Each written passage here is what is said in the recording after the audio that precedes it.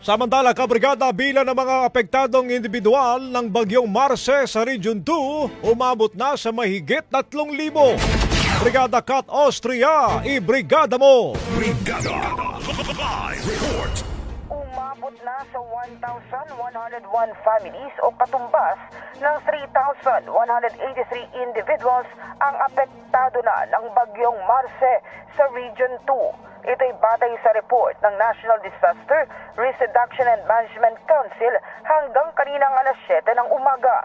Bilang tugon sa bagyo, nagsagawa na rin ng preemptive evacuations sa 3,777 families o katumbas ng 10,888 individuals sa Region 2 at Cordillera Administrative Region. Nakataas ang red alert status ang NDRRMC simula November 5 para sa pagpapaigting ng preparedness at response efforts sa mga lugar na maaapektuhan ng bagyo. Samantala, puspusa naman ang koordinasyon ng muling pinaganang Interagency Coordinating Cell sa mga lokal na pamahalaan.